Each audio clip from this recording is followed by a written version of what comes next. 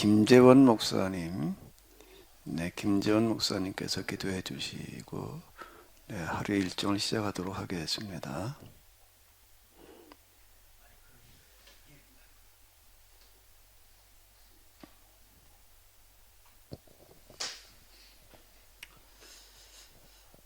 주님, 이렇게 겨울이 다시 찾아오는 봄을 위해서 길을 비켜내고 이 땅 위에 봄맞이가 지난 하루하루에 모든 우리의 삶과 모든 생명들이 또한 입술을 내밀며 봄을 마중 나가려 준비하는 그런 아침입니다. 하나님께서 또한 우리를 사랑하셔서 이 귀한 은혜와 진리의 자리로 우리의 발걸음을 재촉하여 주신 것을 고맙습니다. 하나님께서는 지난 한 해를 역사의 저 먼 뒤안길에 보내게 하시고 우리 모두 계민원의 이러한 새로운 아침을 맞은 지가 벌써 이렇게 퍽이나 지났습니다. 우리에게 하나님께서는 언제나 새 마음을 주시고 새로운 꿈을 꾸게 하십니다. 옛날 예언자들이 미래에서 오늘을 보고 또 미래의 꿈을 꾸듯 오늘 또 우리는 이 주님의 말씀 속에서 우리의 가슴 속에 또한 새로운 꿈의 웅지를 갖고 주님께서 주시는 이 모든 세계와 주님의 교회를 섬기는 마음을 갖고자 합니다. 그래서 우리 모두가 이 한 시간 이곳에 우리의 모든 생각과 마음을 집중시킵니다. 오늘도 당신의 종 강인태 목사님을 통해서 주시는 말씀 앞에 하나님의 거룩한 음성을 듣게 하여 주시고 또 이 말씀을 듣는 동안에 우리의 삶에 영적인 새로운 결단과 다짐이 이어지게 하여 주시기를 기도합니다. 이 나라 이 민족의 역사 속에 함께 하신 하나님께서 이 나라의 먼 미래까지를 주의 복음과 합한 제사장의 나라 당신이 꿈꾸던 하나님의 복음의 역사가 이 땅 위에 실현되게 하여 주십시오. 그리고 저 북녘 땅에 있는 우리의 동포들을 당신께서 기억하여 주옵시고 이 한반도의 평화의 통일로 가는 그 길목이 넓어지고 새로운 빗장이 열어지기를 기도합니다. 그리고 저 우크라이나의 동토의 땅에서 한 줌의 일용할 양식에 눈물의 감사가 있고 하룻밤을 지나는 그 삶이 당신 앞에 참으로 감사하며 지내는 저 백성들을 주께서 긍휼히 여겨 주시고 그 전쟁의 평화와 정의 속에서 종식되게 하여 주시기를 기도합니다. 아멘. 고맙습니다. 오늘 또 우리에게 이 귀한 시간을 주신 우리 주님 앞에 감사하며 예수 그리스도의 이름으로 기도하였습니다. 아멘. 아멘. 네, 감사드립니다. 예, 오늘 하루 다 귀하고 복된 시간들 되시기 바랍니다. 오늘이 세 번째 왜 신명기 운동인가?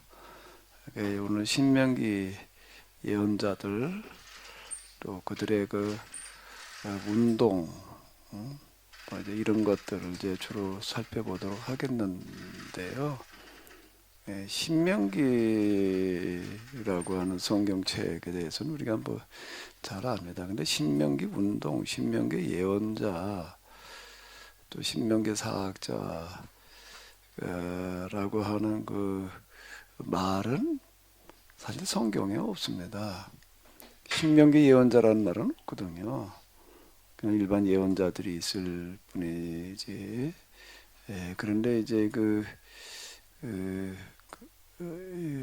그 현대에 이르러 가지고 주로 역사 비평하는 분들이 이제 주축이 돼서 이 포르기 시대 활동했던 그런 그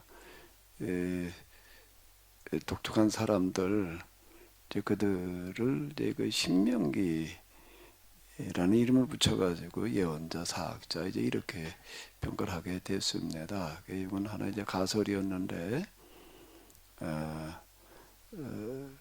이제 지금은 거의 다 일반적으로 많이 받아들여지고, 그래서 이제 저도 신명기 예언자, 신명기 운동, 이런 말을 이제 여기다 받아들여 가지고 이제 쓰고 있습니다.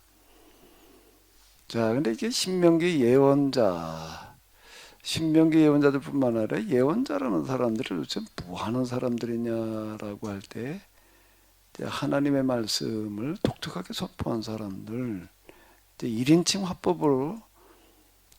화법으로 설교하는 사람들, 전에 우리 그 개혁성경, 저도 개혁성경을 주로 읽었던 그런 세대여가지고, 여호와께서 가라사대 처음 저 20대 초반에 성경할 때 가라사대라는 말이 상당히 독특하게 들리더라고요. 그런 말 별로 안 쓰잖아요.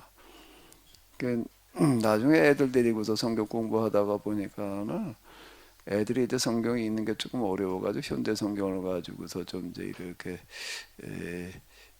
사용하고 그랬어요. 그랬더니 애들이 개혁 성경을 뭐라고 부르는가 하면 가라사대 성경이라고 그러더라고. 가라사대 성경이 어쩌고 저쩌고 이제 그렇게 얘기를 해가지고 참 저게 가라사대 성경. 근데 그 예언자들을 어떻게 이해해야 되느냐라고 할 때에 가라사대 예언자들이라고 이렇게 얘기할 수 있지가 않을까. 그 얘기는 뭔가 뭐 하나님의 말씀을 1인칭 화법으로 얘기를 한다라고 하는 것은 어떻게 다 가능하냐라고 할 때 그들의 그 영성이 그걸 가능하게 했다. 예언자들을 어떻게 봐야 되느냐라고 할 때에 영성가로 봐야 된다. 그 다음 첫 번째 특징이 영성가다. 이렇게 봐야지 될 것 같은데요. 그런데 예언자들에 대한 연구는 대단히 많습니다. 예언자들은 우리 기독교인들뿐만 아니라 유대교 기독교인들뿐만 아니라 일반인들한테도 잘 알려진 사람들이고 많은 관심의 대상들이고 이제 그런데요. 예언자들에 대한 연구가 참 대단히 활발하게 많이 전개되어지고 그러고 했는데, 그 어디에서도 예언자들을 영성가로 보는 사람들은 없는 것 같아요. 제가 그 영성에 관심이 있어가지고 그 당시 그 영성에 관한 책들을 이렇게 주로 이렇게 보는데, 주로 수도사들 그 사람들 영성가라고 생각을 하지 예언자들을 영성가로 보고 있는 거는 거의 없는 것 같아요. 그 예언자들을 영성가로 보지 않는다는 거예요. 그러면 그 영성으로 예언자들은 하나님의 말씀을 얘기를 한다는, 하나님의 말씀을 선포한다는 하나님의 입장으로, 하나님의 입장에서 성경을 보고 세상을 보는 사람들이에요. 이 사람들은 하나님의 입장에서 성경을 보고 세상을 본다. 근데 하나님의 입장에서 세상을 본다는 거는 세상은 뭘 본다는 얘기일까요? 문 목사님, 우리 먹물 목사님, 하나님의 입장으로 세상을 본다는 게 세상 뭘 본다는 거야?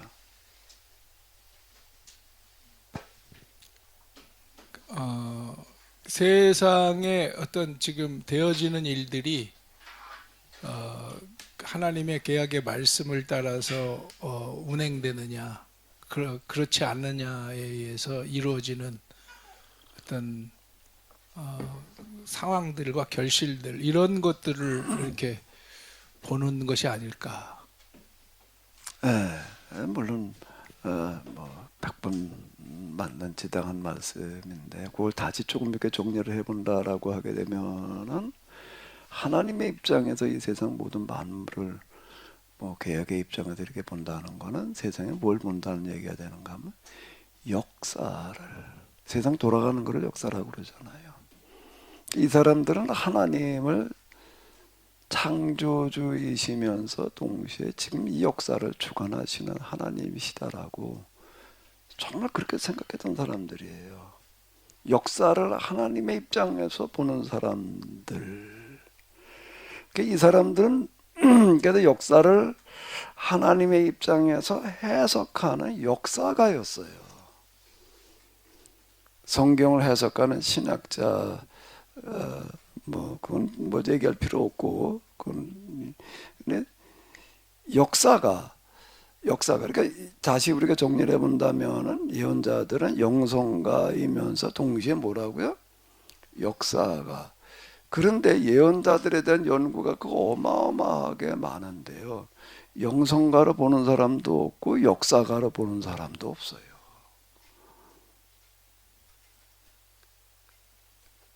자, 다시요. 예언자들에 대해서는 연구가 어마어마하게 많아요. 기장도 그랬죠, 김재원 목사님. 거기도 그냥 아주 기장 그런데도 진보적인 데일수록 예언자들에도 관심이 있고 그런데 또 기장에서 예언자들에 대해서 영성가 역사가라는 얘기를 들어보셨나요?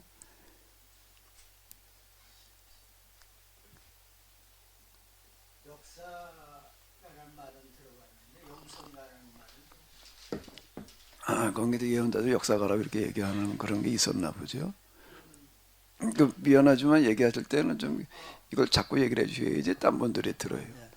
그 예언자를 역사가로 해석하는 보는 것은 흔히 들었는데 영성가라고는 좀 약간 생소한 언어 같습니다. 왜냐하면 그 미래에서 오늘을 바라본다 하는 그것이 아주 강한 것 같습니다. 하나님 미래에서 오늘을 바라보고 이야기한다. 그 예언자들의 사관 뭐 이런 쪽의 책들은 거의 없는 걸로 이렇게 알고 있는데 이제 예언자들 특히 신명기 예언자들을 이 영성가 그리고 특히 그 역사 해석자로 이렇게 볼 때 예언자들의 역사 해석의 독특한 부분은 뭔가라고 하게 되면은 역사 결정론이 아니라 역사가 정해져 있다. 그래서 우리가 그냥 그 정해진 대로 따라가야 된다. 이렇게 얘기하는 사람들이 아니라는 거예요. 역사는 정해진 게 아니라는 거예요. 어떻게 될지가. 지금 그럼 역사는 어떻게 되는 거냐? 기약 공동체들을 향해서 얘기를 하는 거예요. 우리가 어떻게 하느냐에 따라서 역사가 결정되어진다. 이렇게 얘기하는 사람들이라는 거예요. 그게 이제 하나님의 입장에서 보기 때문에 그게 가능한 것 같아요. 일반 세속 역사에서는 그렇게 본다는 게 이제 어려운데 그건 하나님이 역사의 주관자이시다. 역사의 주관자이신 하나님은 지금도 역사를 어떻게 끌고 나가시는가 하면은 섭리로 예정으로가 아니라 다시 하나님은 역사의 주관자이신데 역사를 보통 섭리하신다라고 얘기를 하잖아요. 역사를 섭리하신다 또는 예정하셨다 이렇게 얘기를 하는데 그게 아니라 섭리도 아니고 예정도 아니고 뭔가 하면 하나님은 지금 계약을 맺은 사람들을 통해서 역사를 이끌고 가신다.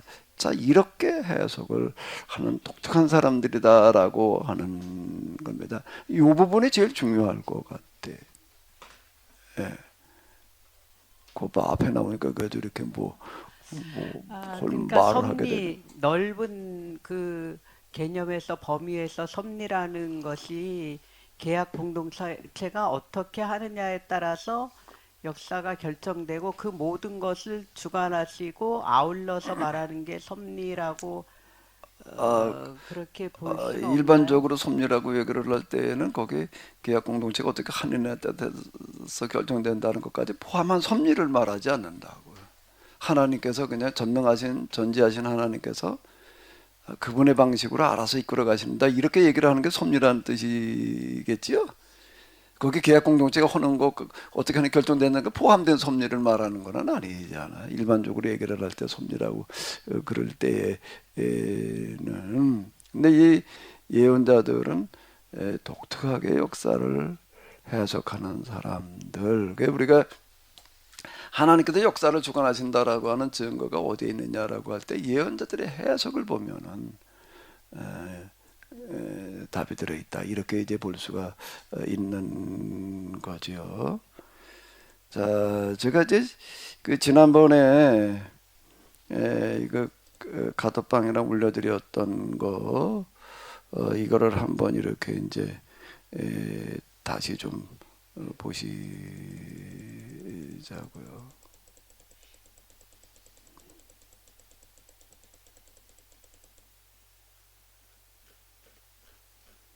자, 여기를 이렇게 보게 되면은요,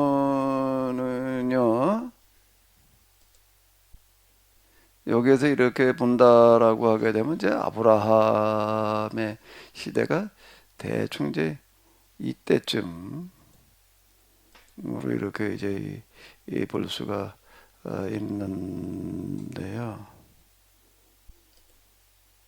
자, 이제 요 시기 2000년경이란 말이에요. 이게 이제 메소포타미아로 얘기를 하게 되면은 우루 왕조, 우루 왕조라고 하는 거가 이제 수메르인들이 세우는 그런 왕조고 그때까지는 아직 도시국가 이제 수준이고 이제 그러고 했는데요. 이집트로 보게 되면은 언젠가라고 하게 되면 이제 이 중왕국이라고 얘기하는 요 시기쯤 이렇게 되는 거죠.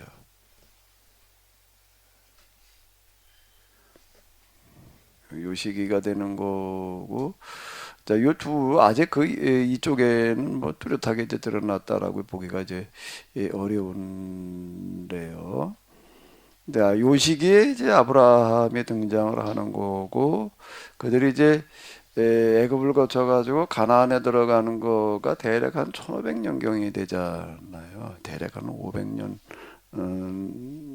이렇게 본다라고 하게 되면 여기가 이제 아수르가 등장하는 게 이제 1300년경이니까 이제 바벨론 구바벨론이 등장하는 게 BC 이제 2000여 년경이고요. 그러니까 아마 요쯤 될 거예요. 요쯤 이제 이스라엘이 출애굽하고 가나안에 들어가는 그런 시점쯤이 이렇게 되는 건데 여기로 넘어오게 된 신왕국이 1550년경 이제 등장을 해가지고 또 제국이 등장을 하게 돼요. 요 시기라는 말이에요. 이제 요 시기. 자, 이제 요 시기쯤이고 이쪽으로 보게 되면 뭐 저 히브리로 이렇게 보게 되면 저 그리스로 보게 되면 이제 이 크레타 미노스 문명이 2000년경이 되는 거고요. 비케네 문명이 1500년경 이렇게 되는 시기입니다. 그럼 요게 이제 뭔가라고 하게 되면은요.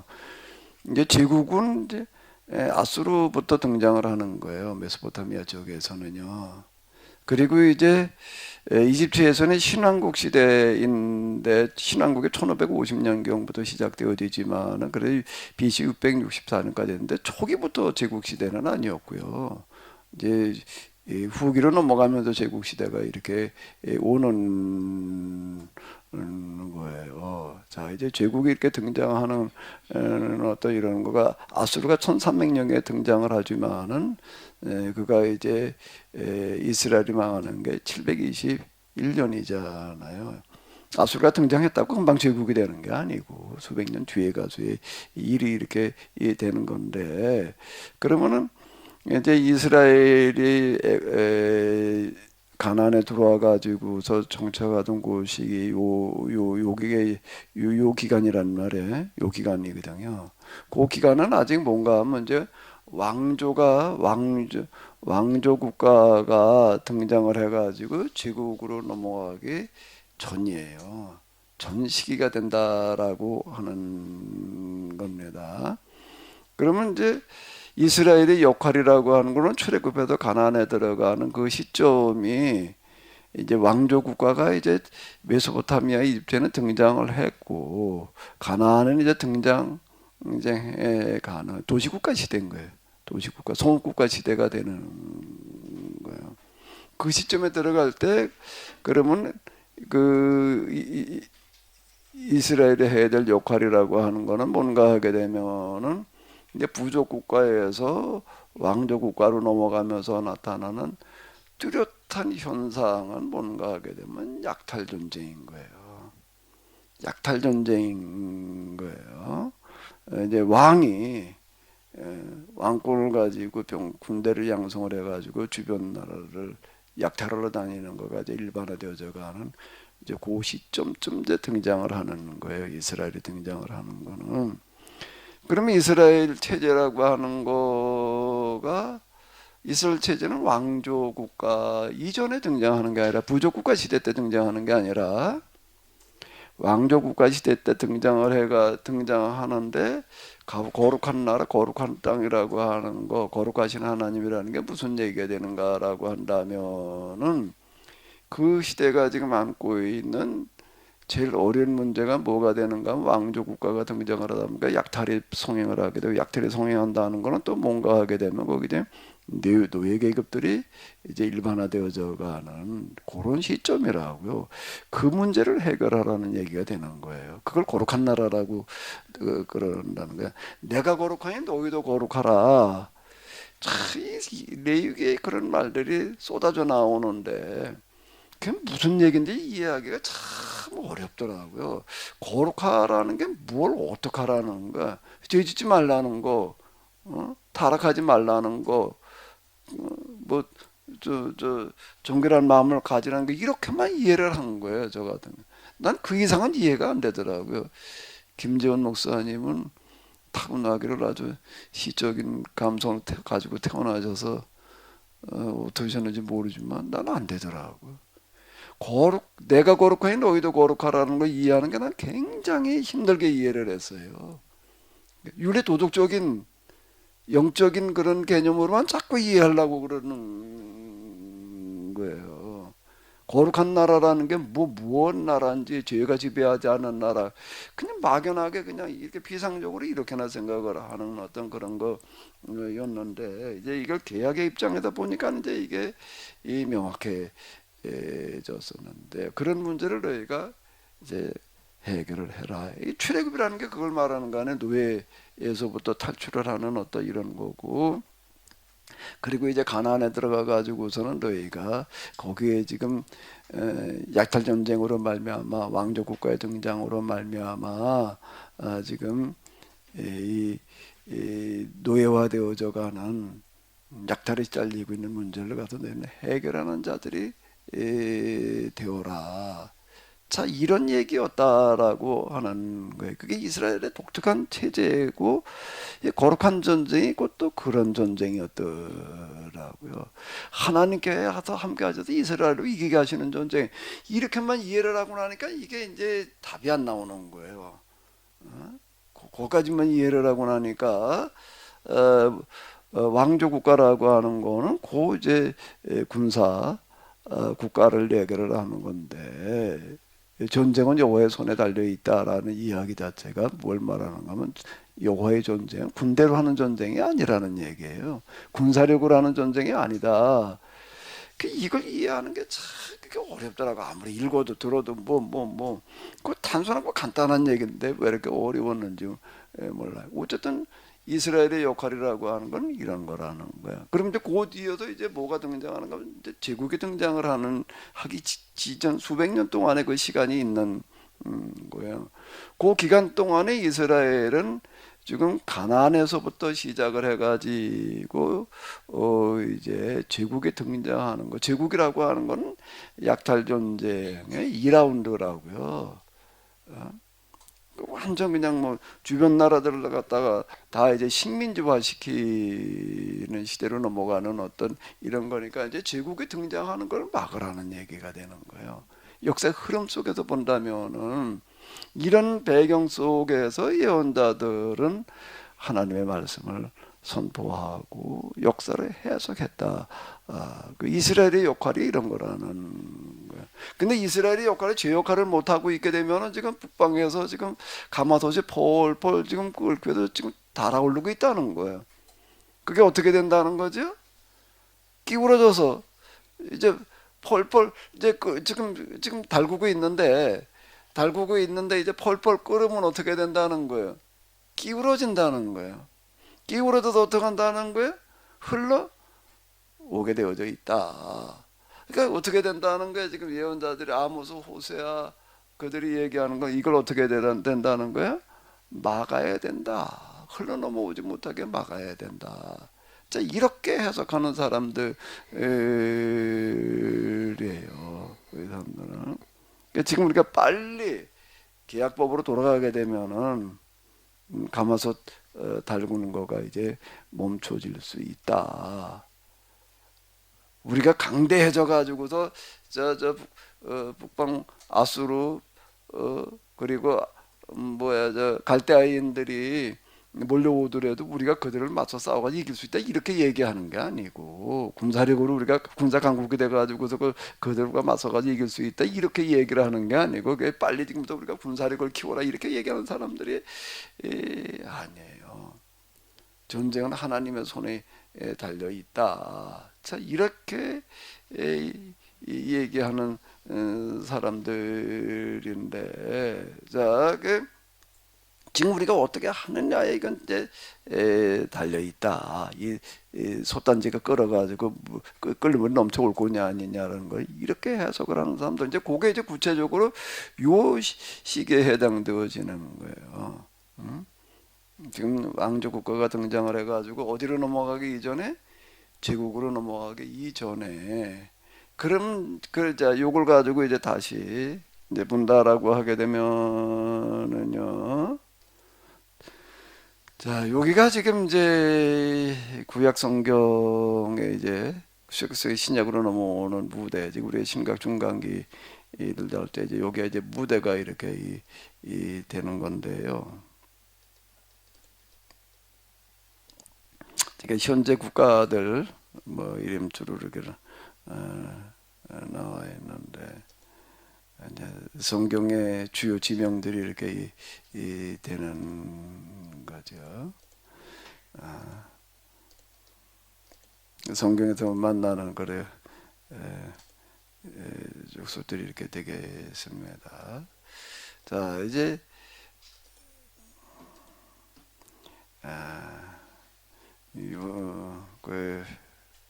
이 메소포타미아 애굽에서 이제 이렇게 갈대 우르에서 아브라함이 브엘세베로 왔다가 여기서 또 이제 애굽까지 갔다가 뭐 오고 뭐 하는 게 아브라함의 행로예요.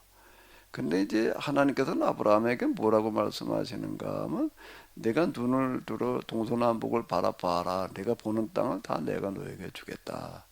또는 내가 밟고 가는 땅은 다 내가 내게 주겠다. 이렇게 이제 얘기를 하시는데 하나님께서 아브라함에게 약속하신 것은 가나안 땅이 여기나 주시겠다는 얘기가 아니라 이 지역 전체를 다 이게 아브라함이 딱 거쳐가는 흔적인데 여길 다 내 후손에게 이제 주겠다 이렇게 약속하셨다라는 얘기가 이렇게 되는 건데요. 이제 가나안에 이제 그들이 이제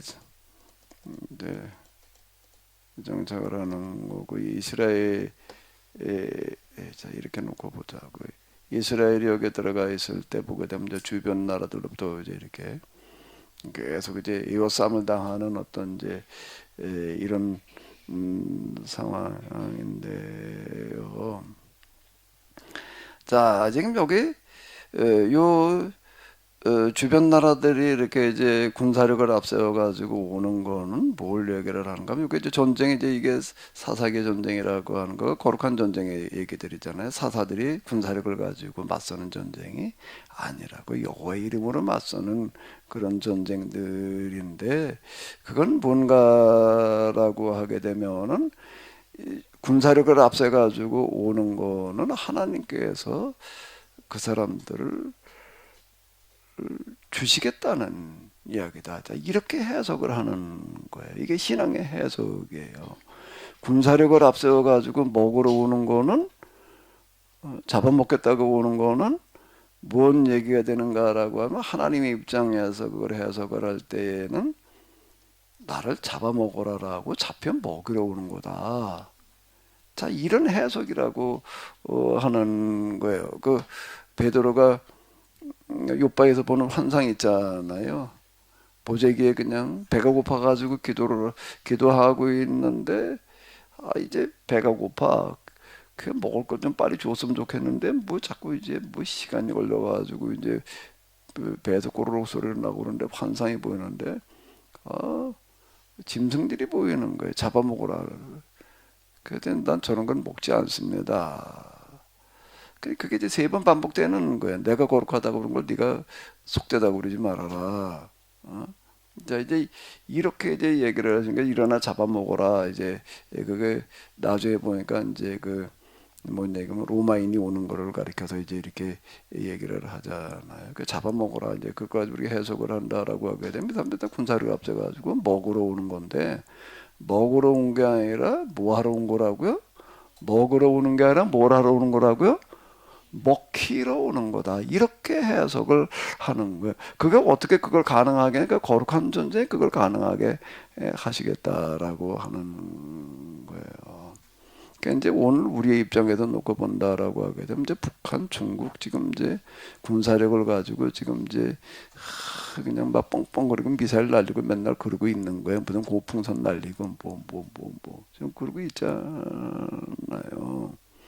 근데 이제 그게 어떻게 될 거냐라고 하는 거는 이 예언자들이 이런 해석에 의한다라고 하게 되면은 그게 재앙으로 몰고 갈 수도 있고 재앙이 될 수도 있고 모일 수도 있다는 얘기도 되는 거죠.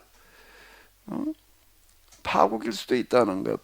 재앙이라는 건 우리에게 재앙일 수도 있고 파국은 북한과 중국에게 파국이 될 수도 있다는 거예요. 그게 오히려요. 어떻게 하느냐에 따라서 예언자들은 그렇게 해석을 하는 거예요. 북한의 핵 문제를 어떻게 할 거냐 말이야. 중국이 아마 패권을 차지하게 되면은 뭐 도대체 우리 같은 나라는 뭐 어떻게 될려나? 이건 뭐 완전 뭐 취급을 할래나? 뭐 하는 걸 보게 되면은. 예? 4.2 사건 때도 그렇고 뭐 도대체가 이건 뭐 깡패다 그런 깡패가 없잖아요. 제가 너무 심하게 얘기하는 건가?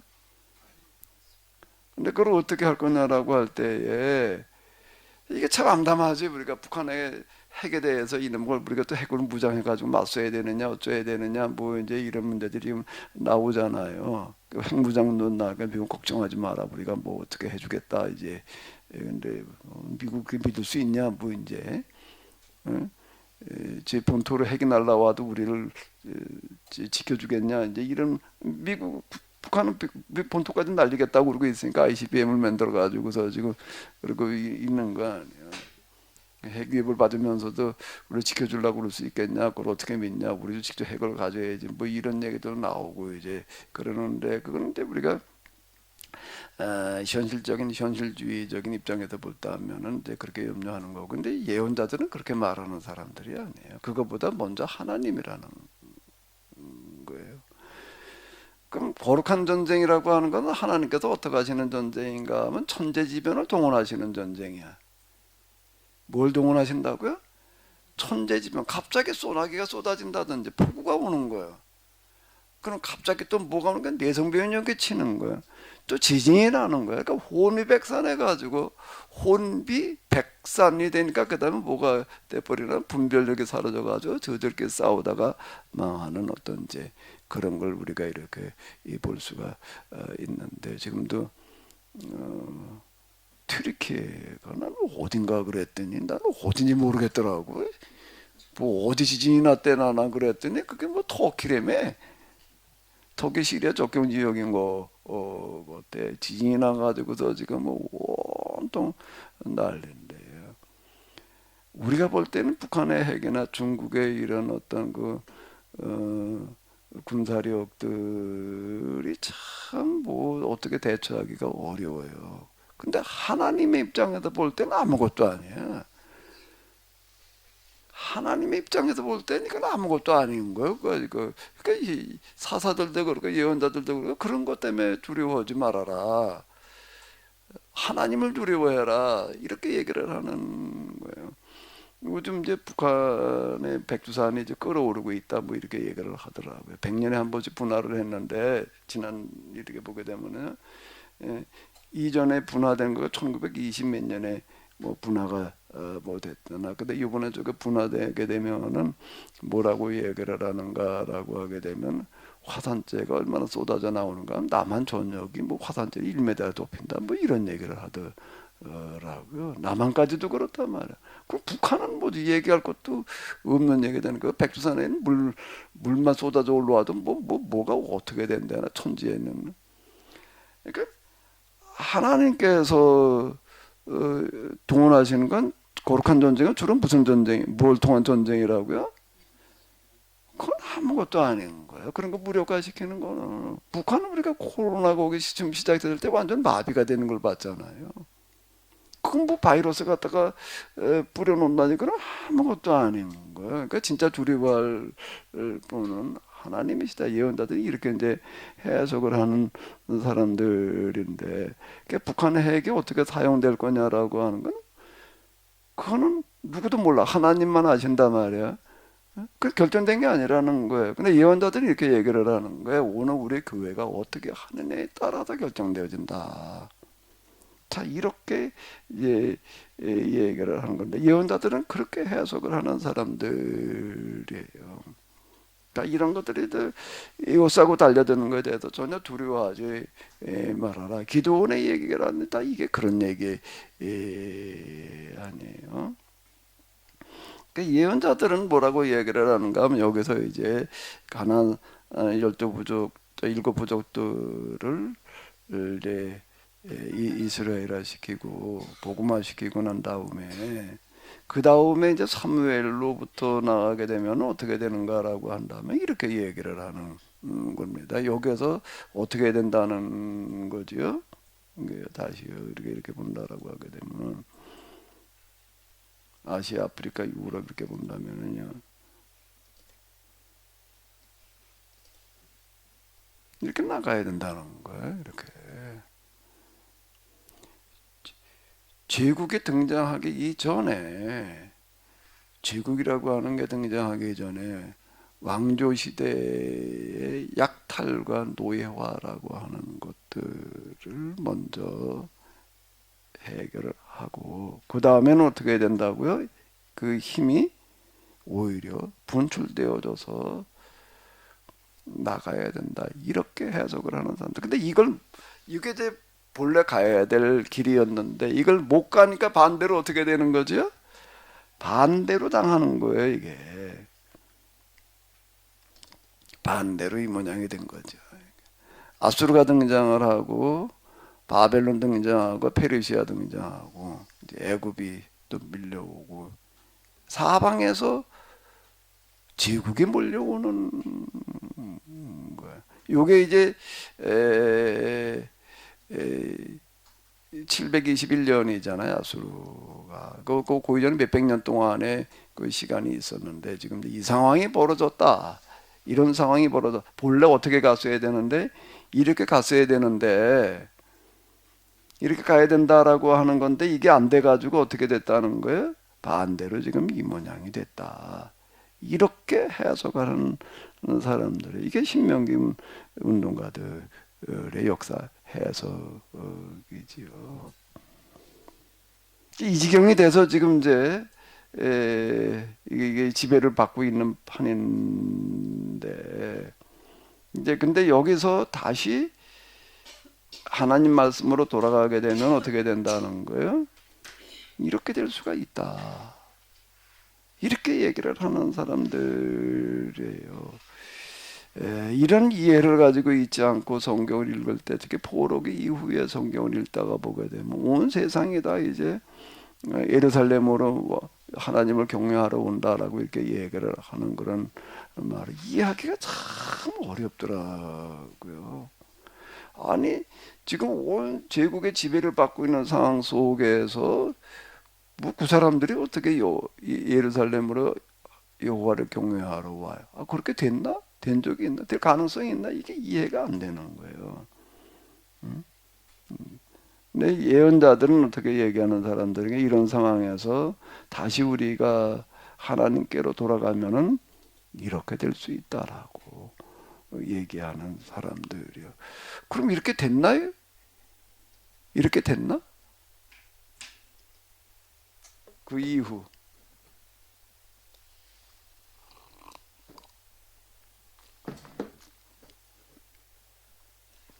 지난번에 이제 우리가 이제 요건 아수르고 바벨론이고 페르시아고 이제 헬라 제국이고 이제 이랬는데요. 여기까지는 이스라엘 역사예요. 여기까지는 이스라엘 역사예요. 근데 이 역사 속에서는 계속 이스라엘이 제국의 지배를 받는 역사였지. 이스라엘이 반대로 나가는 반대로 나가는 거는 뭐 어떻게 이해를 하는가? 반대로 나가긴 나가야 된다는 것까지는 이해를 하는데 그게 어떻게 나가느냐라고 할 때에 초자연적인 메시아가 오면 이스라엘로 하여금 반대로 지배하게 할 거다. 이렇게 이제 이해를 하는 거잖아요, 이 사람들은요. 그러다가 이제 이 로마의 지배를 받는 시점에 이제 예수님께서 오시는 그런 시점이었는데요. 근데 신약으로 넘어오게 되면 어떻게 되는가 하면 여기 예루살렘에서부터 출발을 해가지고서 너에게 성령이 임하시면 너희가 권능을 받고 어떻게 된다는 거예요? 예루살렘과 유다와 사마리아와 땅끝까지 이르러 내 증인이 되리라. 되리라는 거를 구속사로 이해를 하게 되면은요. 구속사로 이해를 하게 되면은 복음을 전해가지고 가서 영혼 구원해낸다는 걸로 해석이 되는 거예요. 구속사로 그 구절을 해석을 하게 되면은요. 그래 딱 그렇게 이해를 했잖아요. 땅끝까지 이르러도 복음 전해서 영혼 구원해낸다. 그래서 온 세상에 복음이 전해지면 예수님 재림하신다. 이렇게 해석을 한 거죠. 맞죠? 이거 이단들이 그렇게 해석했나? 그렇게 해석을 했다고. 그 영혼권에다 초점을 맞추는 어떤 이런 건데. 근데 계약사를 보게 되면은 그 얘기가 아닌 거예요. 계약사로 본다라고 하게 되면은 예루살렘, 유대, 사마리아와 땅까지 복음이 전해진다라고 하는 거는 단지 거기 가서 예수님께서 너희들을 위해서 대신 죽으셨어. 그래서 그 예수님이 죽으시면서 우리 모든 죄를 다 짊어지고 주셨기 때문에 그 죄 사함을 받고 이제 구원받을 수 있어. 근데 그 구원이라는 건 언제 가서 완성되어진다고요? 하나님 나라에 가가지고 여기서 읽고 그냥 살다가 이제 죽은 다음에 하나님 나라 가서 이제 구원받는 거야. 이렇게 해석을 하는 거예요. 부속사에서 그 이상은 해석이 안 돼요. 근데 계약으로 해석을 하게 되면 어떻게 된다는 거예요? 예루살렘, 유다, 사마리아 땅끝까지를 하나님께서 어떻게 하시겠다는 거지요? 어떻게 하시겠다는 거예요? 어떻게 하게 하시겠다고요? 계약사로 해석을 한다면은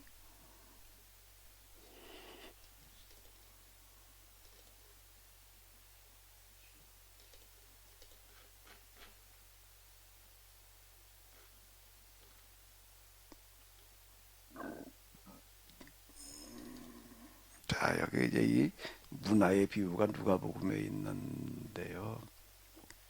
마태복음에서는 달란트의 비유지만 누가복음에 의하게 되면 문화의 이제 이 비유예요. 문화의 비유인데 뭐라고 얘기를 하는가라고 하게 되면 문화의 비유에서는 좀 이제 얘기가 조금 다릅니다. 한 문화 열 배를 남긴 사람한테 여기는 똑같이 한 문화씩 줘요. 한 문화 주는데 10문화를 남겼습니다라고 그랬더니 뭐라고 얘기를 하시는가라고 하게 되면은 그 상으로 10도시를 다스리는 권한을 너에게 주겠다. 다스리는 권한을 주겠다. 그 다음에 이제 5문화를 남긴 사람한테는요, 너에게 5도시를 다스리는 권한을 주겠다. 그런데 한 문화를 받아가지고 그대로 가져온 사람한테는 뭐라고 얘기를 하는가 하게 되면 여기 이렇게 얘기를 하는 거. 이제 나를 반역하고 원수들 이렇게 이제 원수 취급을 하는 어떤 이제 그런 얘기를 이렇게 볼 수가 있습니다. 자, 근데 이제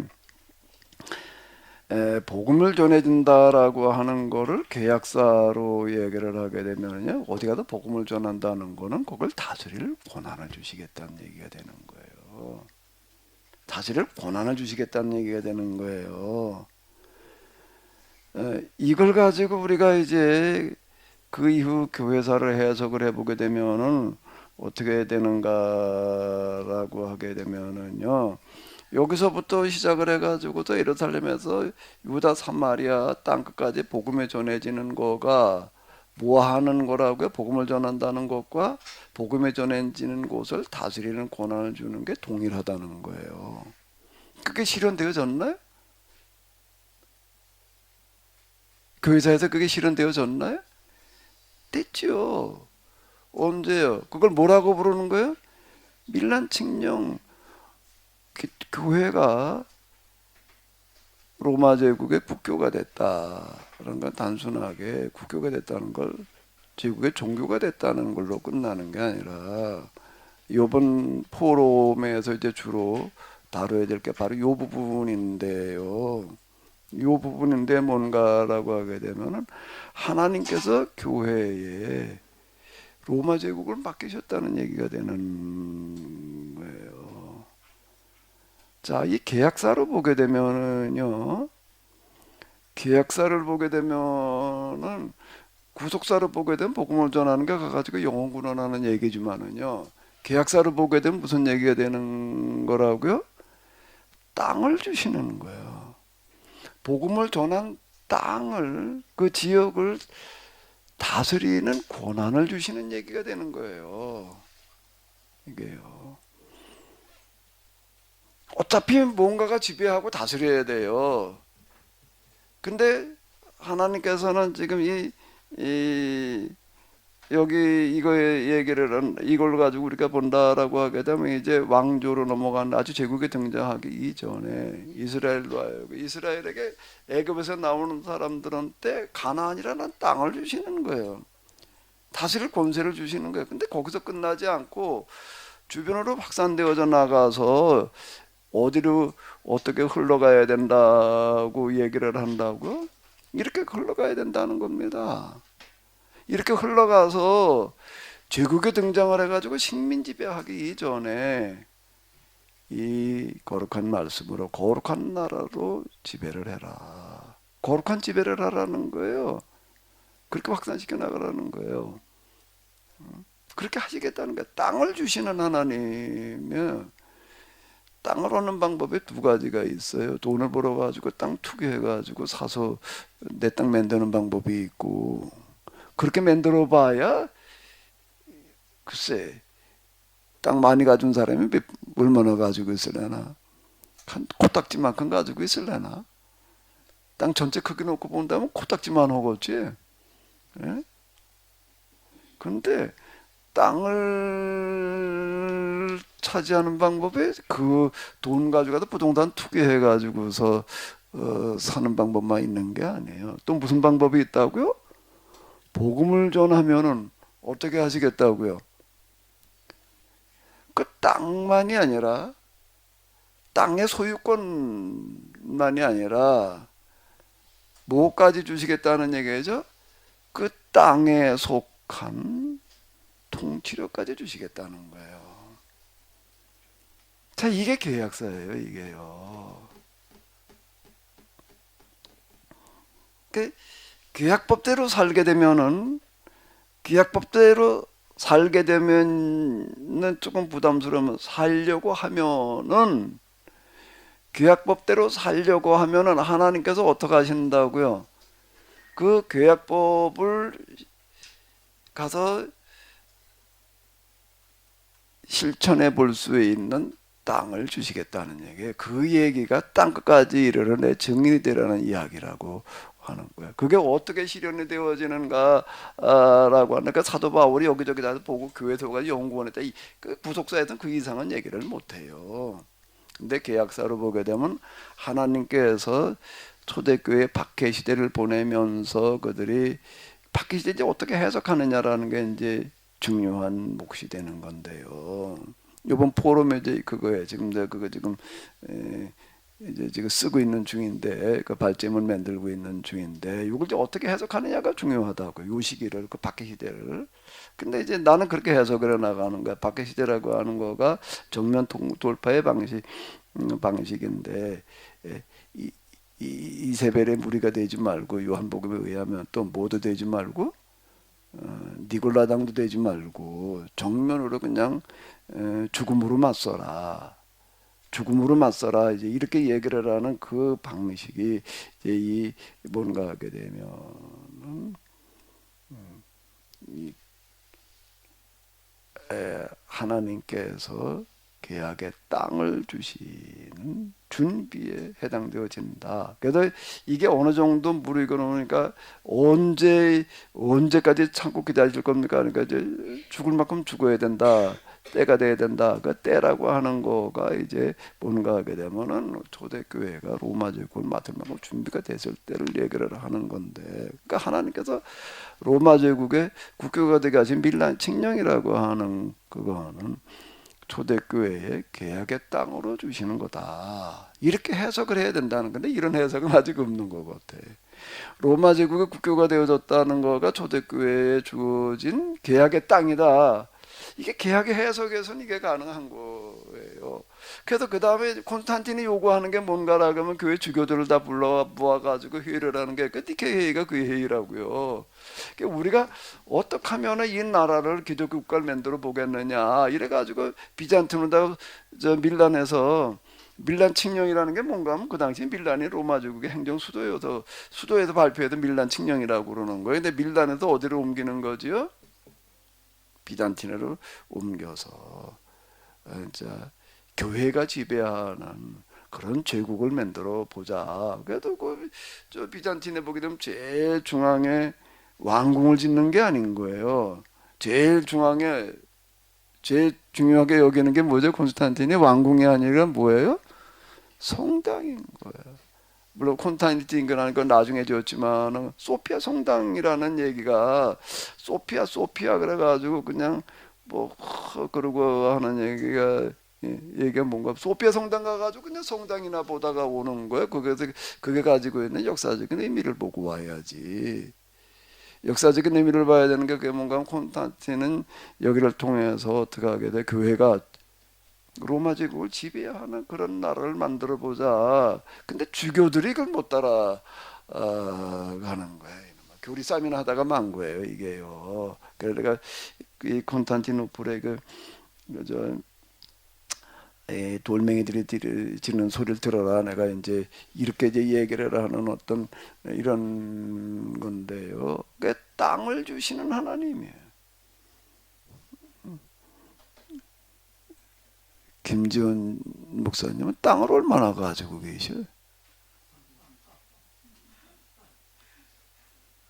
에? 몇 평이나 가지고 계셔요?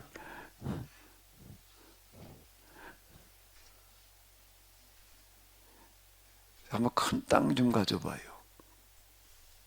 큰 땅 좀 가져봐요.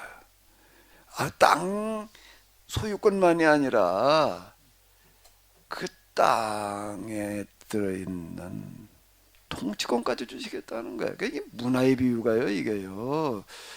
10골 다스리는 권세를 주겠다. 5골 다스리는 권세를 주겠다.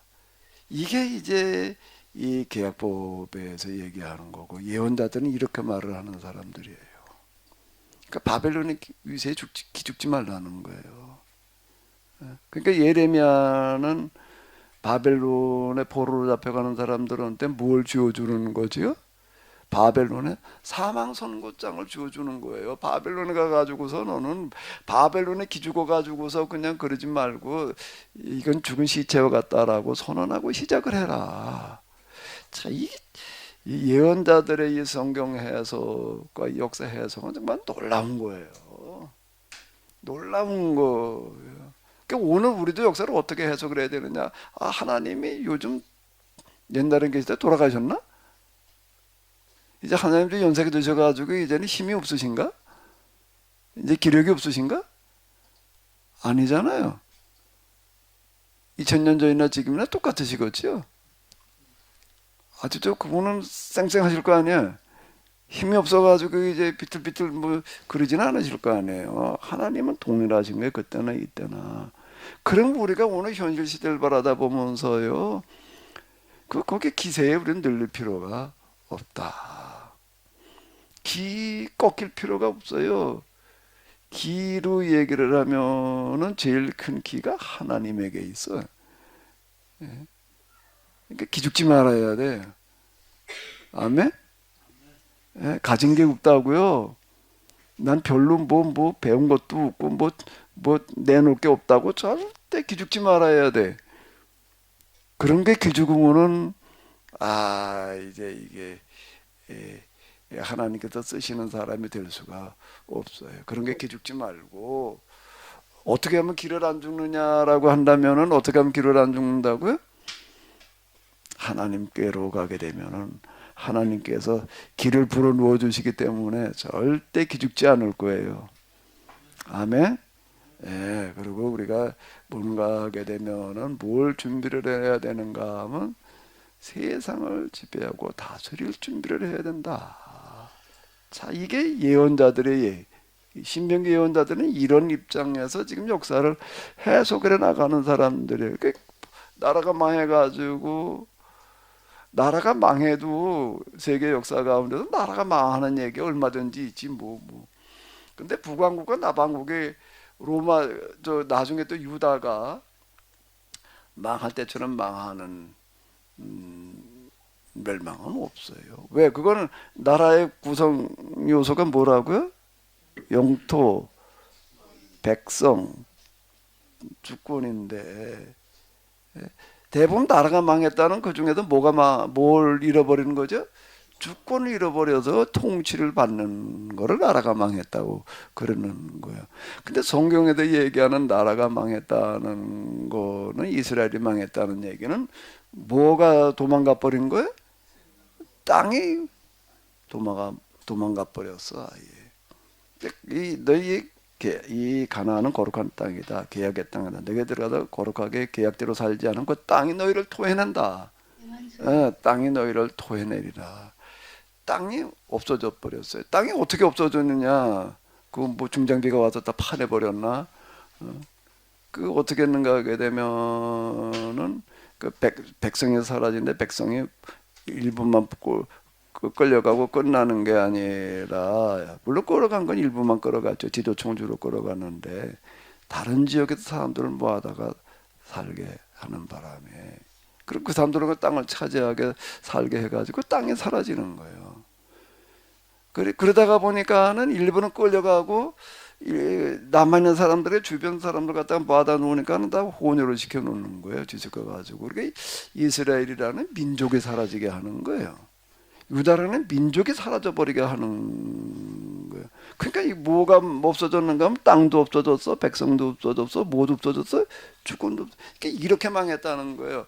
그렇게 망하는 나라는 없어요. 그러니까 이스라엘이 유독 그랬던 이유는 우리가 AD 70년 로마 제국이 망해가지고 또 전 세계 흩어져가지고 2000년을 지내다가 다시 돌아왔다 뭐 이래. 그 땅에 2000년 지나고는 누가 살았나 비어 있었나? 그 피에로라고 그러잖아요. 그 아랍인들이 와가지고 그 땅 차지하고 살았어요. 그러니까 다 사라져 버리는 그렇게 망하는 걸 얘기를 하는 건데, 자 그런 사람들 갖다 불러다 놓고 뭐라고 얘기를 하는가라고 한다면 이 포로교신학 신명기 운동이라는 건 그런 사람들을 받아가 놓고 망해도 그렇게 말할 수가 없는 거예요. 그리고 지금 뭐로 끌려왔다고요? 포로도 그냥 포로하고 달라요. 포로 중에도 제일 비참한 포로가 무슨 포로라고요? 전쟁 포로야. 전쟁 포로인 노예들이 되는 건데요. 아니 망해도 나라가 망해도 그렇게 망할 수가 없고 또 개인들로 돌려놓고 보더라도 망해도 도대체가 그 시대에 제일 비참하게 망하는 게 전쟁 포로예요.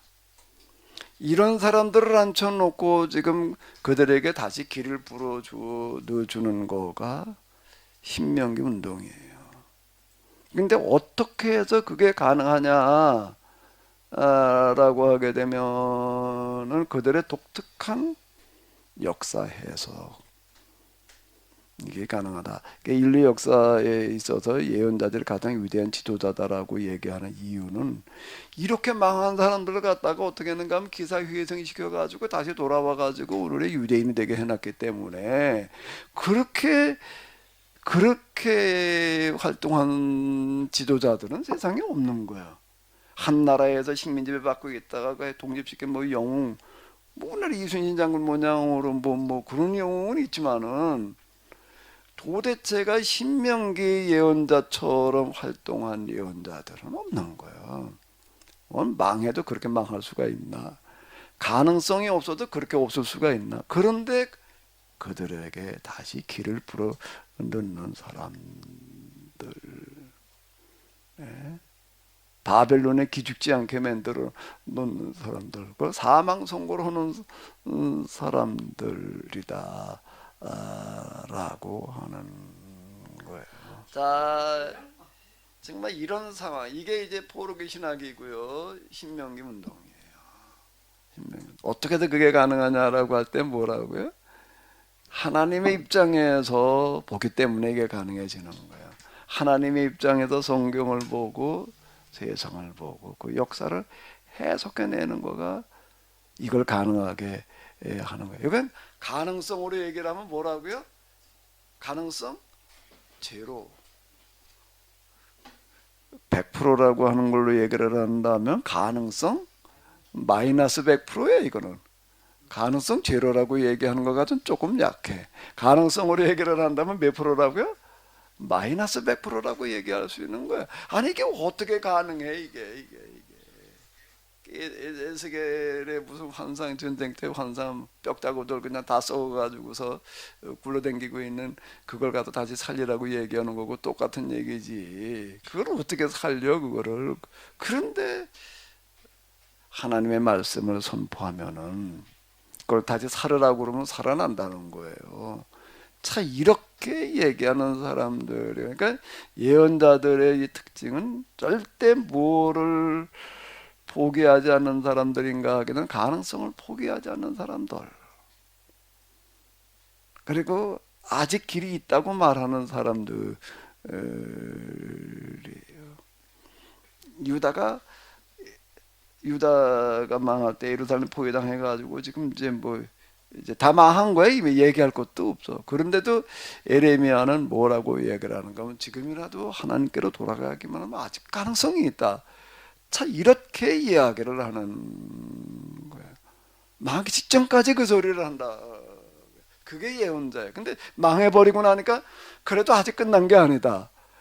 참 망해버리고 포로로 끌려가는 사람들한테 뭐라고 얘기를 하나 하면은 다 끝났지 뭐가 안 끝나. 근데 아직 끝난 게 아니다. 그리고 뭘 써줬다고요? 바벨론 사망 선고장을 써주는 사람들, 그게 신명기 운동이에요. 그게 신명기 운동이에요. 그래서 성경에서 얘기하는 소망, 믿음, 소망 이렇게 소망이 뭐가 소망이냐 그랬더니 이런 걸 가지고 소망이라고 그러는 거예요. 가능성 마이너스 100%의 상황에서 뭐라고 얘기를 하는가 하게 되면 가능성 몇 프로? 마이너스 100%의 상황에서 뭐라고 선언하는 사람들이라고요? 가능성 플러스 100%라고 말하는 사람들. 그게 포로교 신학이고 그 포로교 신학이라는 건 결국 그 포로교 신명기 예언자들의 신학이라고 얘기를 할 수가 있는 건데 그들의 신앙이죠. 혹시 여기 지금 오전에 지금 말씀드린 것 중에서 하실 말씀 있으시면 좀 하십시오.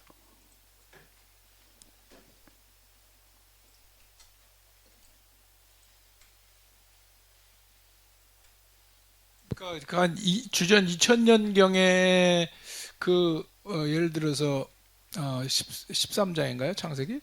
그러니까 그 북쪽 메소포타미아 쪽에서 전쟁하러 들어오고 그래서 소돔과 고모라 사건이 일어나고 14장인가? 예. 그런 것은 그러니까 있었던 현상이긴 하지만 본격적으로 이렇게 서로 약탈하고 하는 거는 주로 1500년대였다. 이렇게 말씀하시는 거죠. 네, 그때까지는 아직 이제 이게 15장에 이제 하나님께서 아브라함과 계약을 맺으시는 내용 가운데 보게 되면 네 후손들이 이방에 얘기 객이되어서 400년 400년을 지난 다음에 돌아오리라. 그러면서 이제 아직 여기엔 죄가 죄가 관영하지 관영하지 않았다. 않았다. 관용이라는 그 부분이 이제 뭘 말하는 그러면 그때까지는 부족 시대인 거예요. 아직 그 왕정 시대로는 왕조 시대가 아닌 거예요. 그러니까 이제 그 왕조 시대로 넘어가면서 본격적인 약탈이 시작되어지고 소수의 최상류 계급과 다수의 이제 노예 수준의 계급들이 등장을 이제 하는 거죠. 이제 그 시점에 이제 하나님께서 이스라엘을 그 왕조 치하에서 이제 400년 종살이하던 그들을 불러내 가지고 이제 계약을 맺으시는 거. 그리고 가나안에 들어가라고 하는 거가 뭔 얘기인가 하면 가서 그 땅 차지하고 그냥 너희들끼리 잘 살아라가 아니라 그 땅에 들어가라는 얘기 자체가 뭘 건져라라는 얘기가 되는 거라고요. 이 약탈 문화라고 하는 걸 건절시켜라. 그리고 그때부터 이제 또 그래가지고 어떻게 하라는 거예요? 제국이 군사 제국에 하기 이전에 무슨 제국으로 이게 제국이라는 말이 좀 약간 이상한데 거룩한 나라를 확산시키라는 거예요.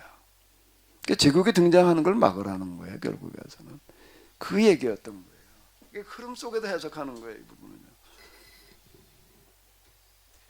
예.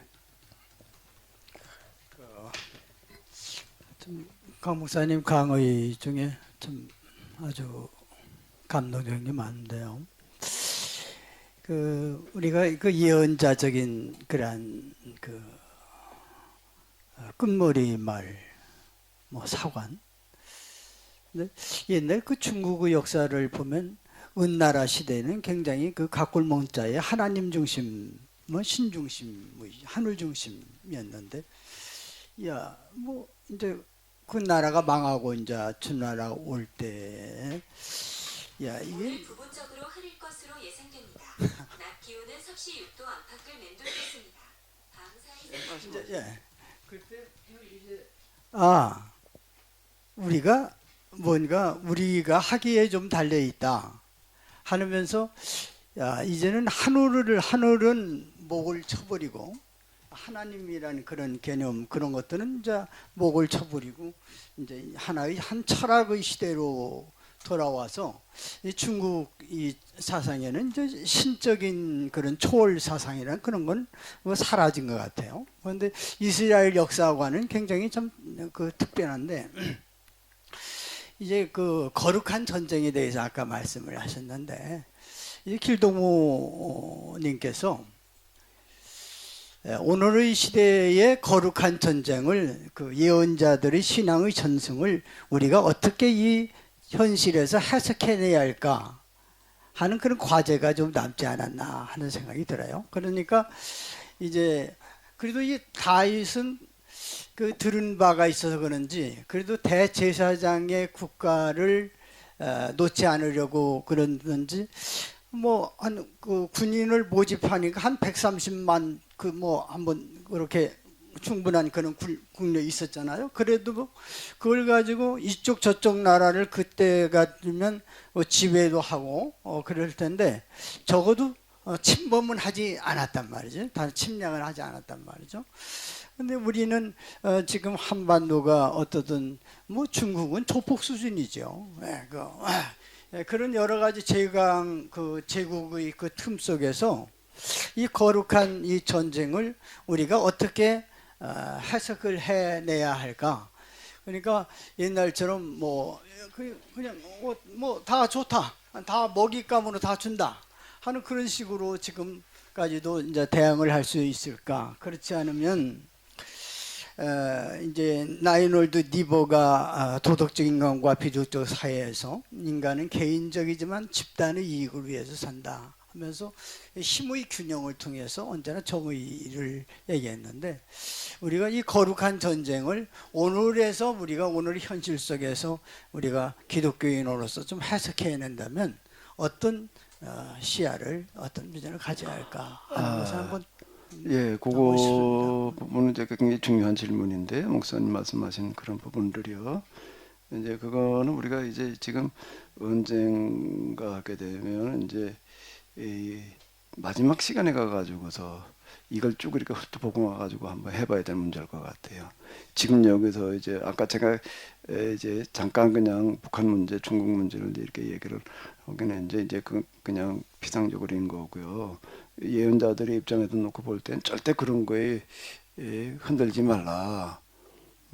이제 이렇게 얘기를 하는 거거든요. 하나님 손에 달려 있다. 이제 하나의 이제 그 먼저 그거고, 지금 말씀하신 거는 이제 마지막 부분에 가가지고서 좀 그때 가가지고 우리가 이제 좀 봐야 될 그런 내용인 것 같아요. 지금 그거 끄집어낼 때는 아직 아닌 것 같고, 지금 이제 여기에도 이제 신명기 운동에도 이제 이렇게 얘기를 하는 거, 그 이후에 또 지금 오늘 세 번째잖아요. 이거 이제 가야 될 그 귀환 정착, 헬라 제국의 등장, 뭐 이제 그 다음 이제 그 이런 부분들 이걸 보고 난 다음에 가게 되면은 아마 대충 그 방향이 보이지 않을까라고 이렇게 생각되거든요. 이제 또 혹시 다른 분들도 하실 말씀 있으시면은, 또 달리 하실 말씀 있으시면 좀 하십시오. 자, 일단 다시 신명기 예언자들은 영성가이면서 동시에 역사가들이었다. 예. 질문은 아니고요. 오늘 뭐 전에 이렇게 배어 있었겠지만은 그 아브라함 시대, 모세 시대에 사실 제가 굉장히 세계 역사를 목사님 풀으실 때 그 아브라함이 메소포타미아와 연결되는 수메르 문화 이런 걸 통해서 초기에 굉장히 은혜를 받았었는데, 오늘 그래서 아까도 질문을 드린 건데, 그 왕조 시대, 아까 모세 그 도시국가 되면서 그 이제 왕들 중심으로 해서 이제 약탈 문화가 본격적으로 노예 문화가 시작됐다. 그거와 동시에 모세의 이스라엘이 이제 출발했다. 그 시기적으로 아주 잘 이렇게 풀어서 말씀하신 게 굉장히 또 이렇게 새롭게 다가오는 게 아닌가라는 생각을 해보게 됩니다. 예, 그러니까 제가 그때 전체 보기 자꾸 이런 얘기 하잖아요. 그 전체 보기가 성경도 전체에서 한 구절을 들어가 봐야 되겠지만은 그 어느 한 시기도, 성경이라는 거는 전적으로 역사적인 산물이잖아요. 역사의 산물이에요. 성경은 그냥 공중에서 뚝 떨어지는 게 아니라 역사 속에서 기록되어졌던 사건들과 관련되어져 있다고요. 성경은 전적으로 창세기 1장 아예 세상 창조하는 이야기로 시작을 하고 있으니까, 그러니까 역사의 흐름도 동서양 물론 전체를 다 아울러 가지고 봐들어가면서 그 역사를 어떻게 해석을 해야 되는가 하면, 그 역사가 어떻게 하나님의 역사였는가, 그 세계 역사를 하나님의 역사로 해석을 해내야 될 거 아니에요. 자, 성경도 하나님의 말씀으로 해석을 해야 되는 거고, 성경 문자만 갖다 구절 늘어났다고 해석한 건 아니잖아요. 난 해석을 중요하게 여기는 거예요. 해석을 해야 되고, 하나님도 우리가 해석을 할 때 성경을 어떻게 해석하느냐에 따라서 결국 하나님이 결정되어지는데 하나님도 하나님이시게 해석을 해놔야 될 거 아니에요. 동시에 역사를 해석을 할 때는 이 역사가 어떻게 하나님께서 이끌어 가시는 역사인가라고 해석을 해야 될 거 아니에요. 하나님은 이스라엘에서 교회사나 지배하시는 분이 아니겠죠. 다신교 시대에는 그렇게 해석을 하는 거예요. 다신교 시대에는 여호와 하나님은 여호와를 하나님으로 믿는 이스라엘 사람들에게나 해당 사항이야. 우리하고는 상관없어. 그렇게 얘기를 하는 거예요. 각 나라마다 이제 자기 하나님이 있어서 자기 하나님 주인 지배한다, 자기 지배받는다, 이제 이렇게 얘기를 하는데, 이제 예언자들은 그렇게 해석을 하지 않고 어떻게 해석을 하는가 하게 되면 유일하신 하나님, 유일신이라고 얘기를 하는 그런 이런 부분들은 뭔가 하게 되면은 그 여호와 하나님은 이스라엘만의 하나님이 아니라 온 세상의 하나님이시다. 여호와 하나님은 전쟁만 사막에서만 힘이 있는 분이 아니라 농사에서도 그렇고 모든 부분에 다 힘이 있는 분이다. 이렇게 해석을 하는 거란 말이에요. 포로교에 가가지고서 이제 그거를 이제 확인시켜 주는 거예요. 이스라엘에게 있어서도 아직 그 포로교의 신학의 중요한 부분은 이제 뭔가라고 하게 되면은요, 이스라엘 사람들에게 있어서 하나님은 어떤 하나님이셨는가 하면 출애굽의 하나님, 가나안 입주의 하나님이었어요. 그 이상을 못 나가는 거예요. 그러다가 포로기에 이르러 가지고 포로기 예언자들의 해석에 의해 가지고 그 하나님이 어떤 하나님이 되시는가 하게 되면 온 세상의 하나님이시는 거예요. 거기서 조금 더 나가 가지고서 이제 온 세상의 하나님, 창조주 하나님이시는 거예요. 신앙이 구속의 하나님이었어요. 이스라엘을 출애굽시켜 가지고 가나안에 들어오게 하시는 하나님, 이스라엘의 하나님이야. 애굽의 하나님이 아니고 메소포타미아 하나님이 아니고, 아직 그들에게는요 그 수준에 머물러 있다가 포로기에 이르러서 신명기 예언자들의 해석에 의해서 하나님이 메소포타미아 하나님으로 해석하는 거예요. 그게 뭔가 하면 아수르가 등장을 한 게 아수르의 신이 득세를 해가지고 아니면 우연히 자연 발생적으로가 아니라 북왕국을 징계하기 위해서 하나님께서 아수르를 쓰시는 거야. 자, 이렇게 해석을 하는 거예요. 바벨론은 또 뭐라고 얘기를 하는가 하면 하나님께서 이번에 남왕국을 징계하기 위해서 바벨론을 이제 이렇게 쓰시는 거야. 그런데 이제 거기까지였고 이제는 바벨론은 이제 더 이상 쓸모가 없어졌다. 그러니까 이제 예레미야가 얘기하는 사망 선고는 바로 그 얘기예요. 이제 바벨론의 역할이라고 하는 것은 뭔가 하면 남왕국을 징계하는 데까지이지 이제는 쓸모가 없어져. 그러니까 사망 선고장을 써주는 거예요. 그러니까 이제 그 바벨론은 너희가 가서 어떻게 하느냐에 그 명줄이 달려 있다. 이렇게. 근데 그걸 안 믿었죠. 그게 어떻게 믿겨요?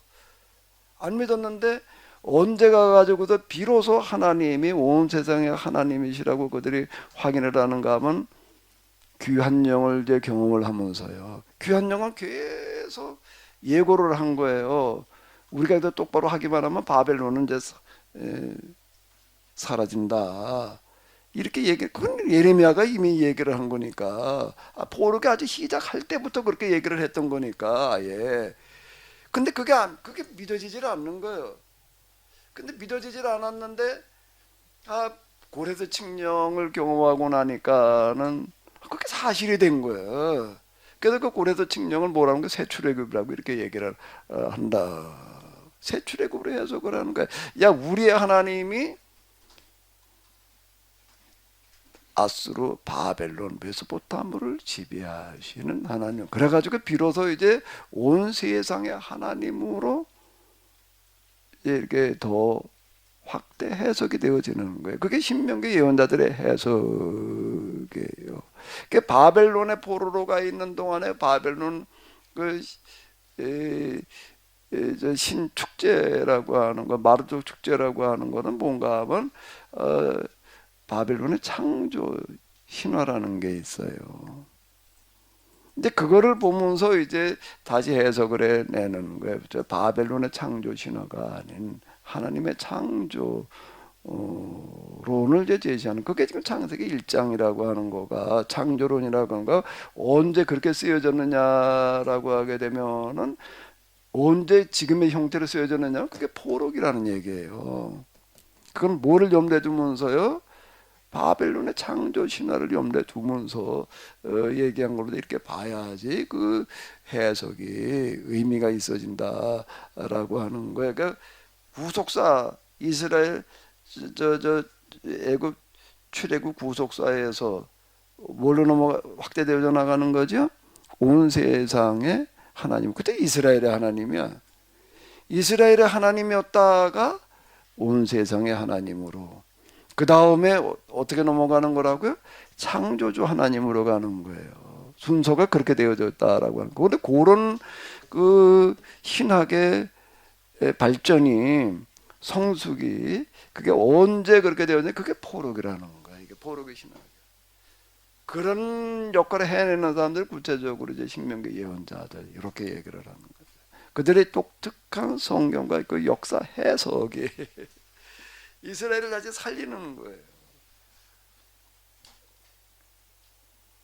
이제 우리가 이렇게 본다라고 하게 되면은, 이제 오늘 이건 마지막에 가가지고 우리가 정리해야 될 그런 부분들이기는 하지만, 오늘 우리도 뭔가 하면 전혀 다른 새로운 시각에서 다시 한번 해석을 해야 되는 거예요. 성경과 하나님과 세상 역사를, 세상 지금까지 나온 과거의 역사를 하나님께서 지배해 오신 역사로 해석을 해야 되는 거죠. 이제 마지막에 가서 이제 볼 일이고요. 자, 이제 여기서 지금 이렇게 본다라고 하게 되면은, 이제 어느 시점에 중요한가라고 하게 되면 2000년경 그게 한번 중요한 거예요. 그 다음에 500년 지나가지고 뭐 이제 500년 한 요쯤 되겠죠. 여기가 시대적인 배경이 이제 국가 시대로, 왕조 국가 시대로 넘어가고, 그 다음에 1500년경으로 넘어오게 되면 한 1000년이, 요게 하나 더 긋자고 1500년경이고요. 요거는 조금 위로다고 해야 되겠네. 요만큼 긋고, 또 이제 한 요만큼 이제 긋게 되면은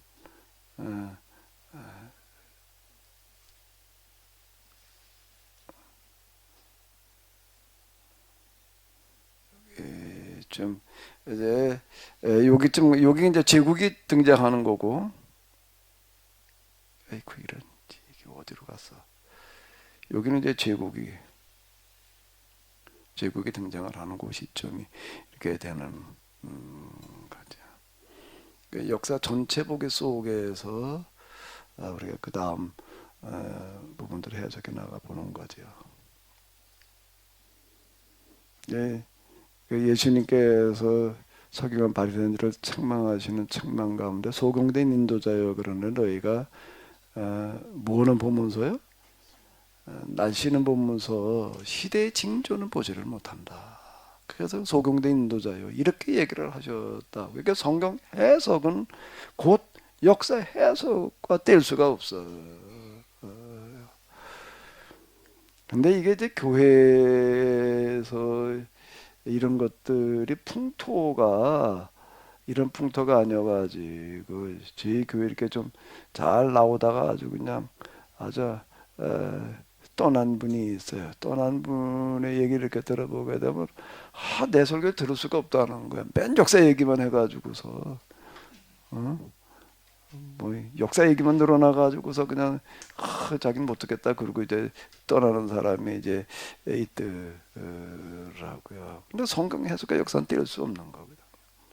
이 부분은.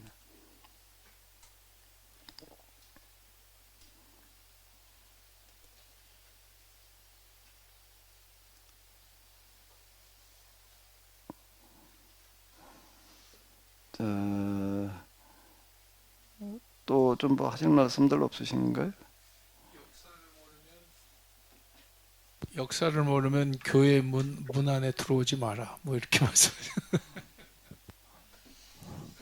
그 목사님 지금 포로기 예언자들의 하나님 이해를 말씀하셨잖아요. 아니 어떻게 말씀을 하셔 그래? 근데 그런데 그 모세의 하나님 이해는 어땠을까 그게 궁금해요. 신명기 뭐 저자 신명기 모세의 설교 세 편인데 그때 그 모세에게도 하나님 이해는 구속의 하나님이었을까? 그 뭐 설교 전반에 흐르는 거 볼 때는 단순히 무슨 그 출애굽 가나안 입주의 하나님 이해는 아닌 것 같거든요. 목사님의 생각을 한번 좀. 내 생각 전에 박 목사님 생각을 한번 말해봐요. 아니, 그러니까 제 생각은 모세의 하나님 이해는 야훼에 대한 이해는 그 예언자들과 좀 동일시의 생각이 되는데 그 모세의 하나님 그 설교를 들어보면 그 설교를 군데군데 이렇게 보면은 온 세상의 하나님 역사를 주관하시는 하나님의 이해가 들어있는 것 같은데 왜 이 모세의 하나님 이해가 그 포로기 때 예언자들에 의해서 다시 해석이 되었을까? 이제 그게 좀 아니면은 제가 지금 생각하는 모세의 하나님 이해도 단순히 그 문자적인 의미, 표현적 의미로서 그냥 온 세상의 하나님 뭐 그런 하나님으로 이고 그냥 모세도 역시 출애굽 가나안 입주의 하나님 그 부족신의 그 개념에서 그쳤는가? 그 모세 모세 예, 그 출애굽기 6장에 하나님이 이제 그 모세한테 내가 이전에는 아브라함과 이삭과 야곱에게는 전능하신 하나님으로 나타났지만 이젠 여호와로는 알리지 않았다. 그런데 이제 그땐 그렇게 이제 계약을 맺었는데 6장 4절에 5절에 보면 이제 애굽 사람이 종으로 삼은 이스라엘 자손의 신음소리를 내가 듣고 나의 언약을 기억한다. 그래서 이제 새로운 게 계약을 선언하시는 장면이 나오는데 이런 것들이 그러니까 계약의 하나님, 약자를 위한 하나님, 약탈자는 아까 말씀하신 이런 관점에서 모든 걸 이제 모세가 바라보고 있지 않은가 그런 생각이 듭니다. 일단 이제 그런 부분도 그렇고요. 애굽에 내려가 가지고서 10가지 기적이라고 하는 게 있잖아요. 네. 요즘 기적이라고 하는 이런 부분들은 그 나중에 이제 마지막에 장자로 치는 어떤 이제 그런 사역들 자체가 그리고 홍해바다가 갈라지는 어떤 이런 것들을 통해서 모세는 뭘 선언하는가 하게 되면 창조주이시고 온 세상을 지배하시는 하나님을 선언하는 거예요.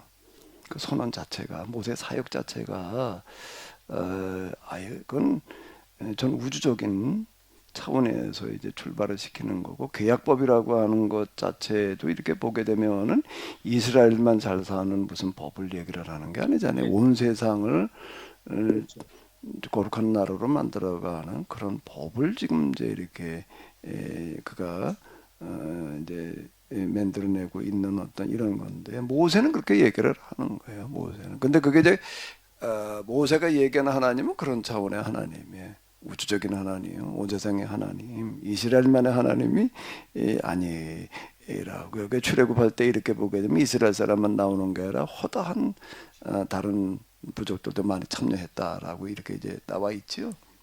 허다한 부족도 네. 참여했다라고. 그러니까 그렇게 출발은 그렇게 한 거예요. 그 출애굽기 19장 그 5절에 온 세계가 다 내게 속하였나니 이렇게 선언하죠. 그리고 이제 그 제사장 나라로 선언한 이런 것들이 이제 이걸 얘기를 하는 건데 그게 이제 가나안에 들어와 가지고서 언젠가 뭐 왕종기를 지나가고 이러면서 이제 이게 이스라엘의 하나님으로 다시 축소화되어지는 거죠.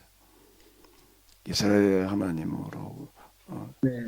축소화되어지던 그런 상황에서 이제 예언자들은 다시 이제 그거를 이렇게 해석을 해 놓는 어떤 이제 그런 건데요. 그 지금 우리 구속사 신앙이라고 하는 것도 하나님을 역사의 주관자 하나님으로 발돋움시키지를 못한다고.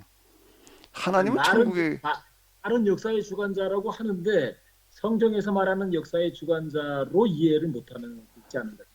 그냥 그거는 신앙 고백할 때 역사의 주관자이신 네. 하나님이라고 얘기할 뿐이지 구속사에서는 세계 역사 자체를 하나님께서 통치하신 역사로 해석을 못하나 안 하나.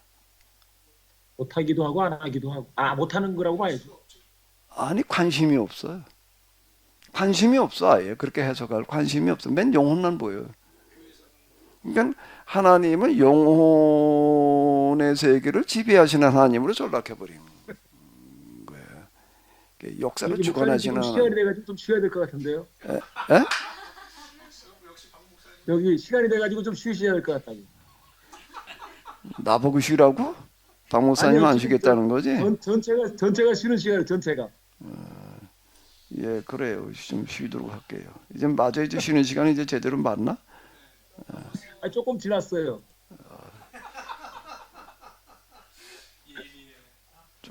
조금 지났다고? 일단 쉬셔요, 목사님. 그래서 11시 몇 분에 시작하라고? 13분이요. 13분, 15분. 네. 예, 15분 이내 시작하겠습니다.